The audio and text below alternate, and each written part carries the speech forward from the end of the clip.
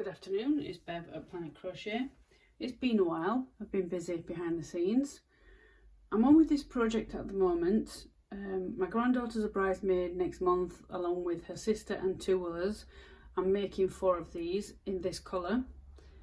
And at the moment I am putting the buttons on and then I'm going to put the sleeves on. I'll show you how I do it. Now on this little blue baby cardigan, it's a little bit trickier to get the button to line up, especially if you're new to knitting or crocheting and sewing buttons on. I crochet.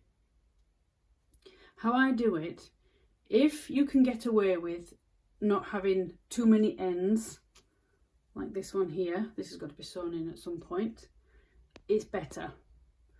Like this, when this band was made, when I did this, it finishes, I can tell with the way the crochet is going, it finishes on this side where the holes are.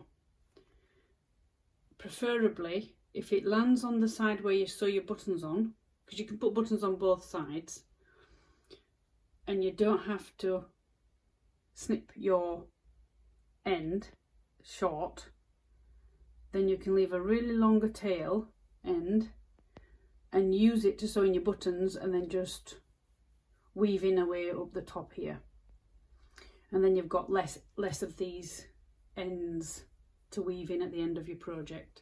That's how I like to do it. On this little one, because it's vertical kind of looking lines here as opposed to here, I generally, what I've done, I start at the bottom. Now just as a side point, if you don't finish your project on the side where you're sewing the buttons and it's on the other side, that doesn't matter. Like this one is that way, I have to cut an extra thread to put the buttons on. I'll give myself a good 6 to 8 inches, as I say generally in my videos, and I can sew in without it coming out. And I'll start at the bottom. I don't know why, I just prefer to start at the bottom and go up. And I know that's 1, 2, 3, 4. So the 4th stitch here, that's what's made the buttonhole, corresponds on this side. But also it depends how you want the band to look when closed. You see the button underneath and there.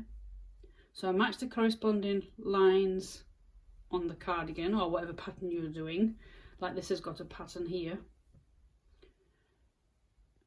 But also how do you want the band to look when closed?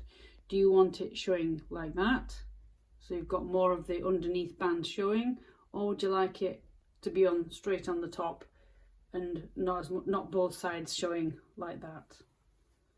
And that's how I try and mark. And you can use your stitch markers as you go along.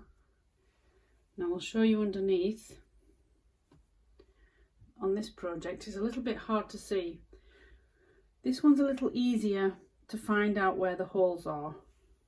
So I've put one here at the bottom. 3rd row, there's a hole. So I know 3rd one up where I put the first button on. That's easy. And then I've gone 10 rows, hole, 10, hole, and all the way up. So I've got 5 buttonholes. So I'll need 5 buttons, which I have. And how I do it, I didn't have to put the green one in, but I just like to do it so I don't keep weaving in and go past the point. With the back side facing, I would sometimes go backwards and forwards in the stitches. But on this one, I just catch a back loop of a stitch so you're not coming through. You don't want to come through here because it may, your thread, your yarn may alter what it looks like at the front, so don't pick up too much and just simply go backwards and forwards, go down, and keep every so often with your needle double checking you're not going through the front side of your work. And I know I want my buttons in line, and how I know where to put them, the button in with the line of here, is I have 3 stitches, then I did a hole, 2 stitches. So you do the reverse on here.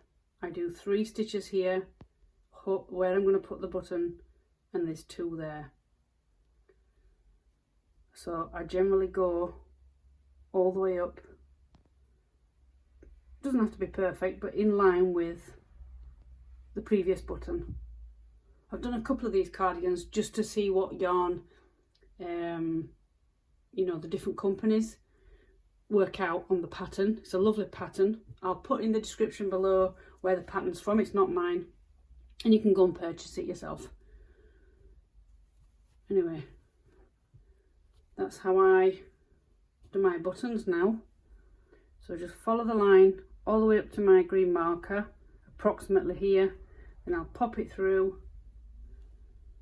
And I always go once, twice in any button, and that's even if you can't see where the thread is. If it's this one's not the same, is it? No, you can see the thread. I've got some teddy buttons and the holes are at the back, so I still always do twice. If you want to do 3 times, that's up to you, but I do twice, and don't pull it too tight. Just a bit of a tip on how I put my buttons on my finished projects. Anyway, enough from me today. I'll catch you on another video. Bye for now.